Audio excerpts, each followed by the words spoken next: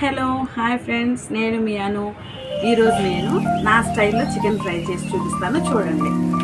ఇది kilo chicken అండి. ఇది నేను ఈ చికెన్ని శుభ్రంగా కడిగేసుకొని ఉప్పు, పసుపు, అల్లం వెల్లుల్లి పేస్ట్ వేసి కలిపి అయితే పెట్టేసుకున్నాను.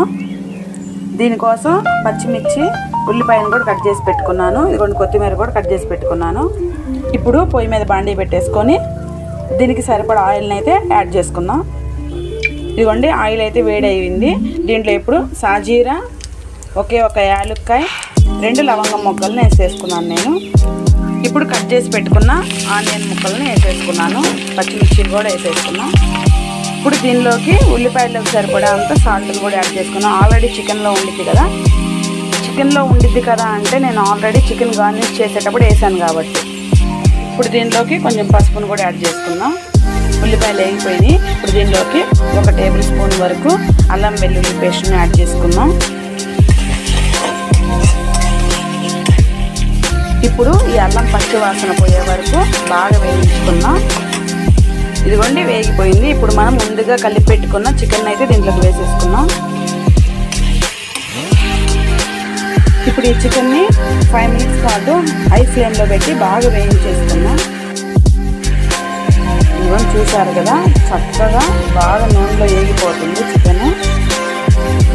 ఇప్పుడు ఈ చికెన్ని మనము మూత పెట్టేసుకొని ఇంకో 5 మినిట్స్ పాటు బాగా ఉడికించుకున్నాం. ఇప్పుడు మూత పెట్టేసాను నేను. ఇదిగోండి ఇప్పుడు నేను మూత తీసేస్తున్నాను, చూడండి.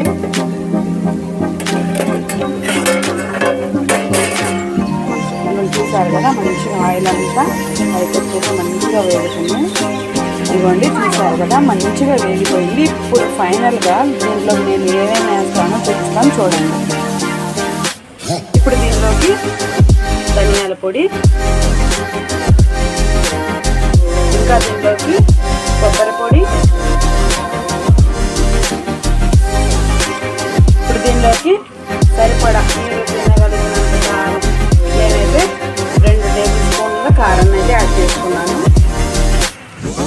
ఫైనల్గా దీనిలో కొంచెం గరం మసాలా, కొంచెం కొత్తిమీర, కొంచెం కస్తూరి మేతి, ఫైనల్గా దీన్ని కలిపేసుకున్నాం.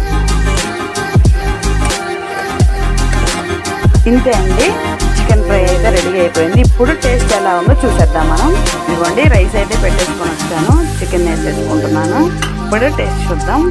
ఇదిగోండి మా కావ్య అయితే ఎప్పుడెప్పుడు తిందామా అని చెప్పి నా దగ్గరే వెయిట్ చేస్తుంది.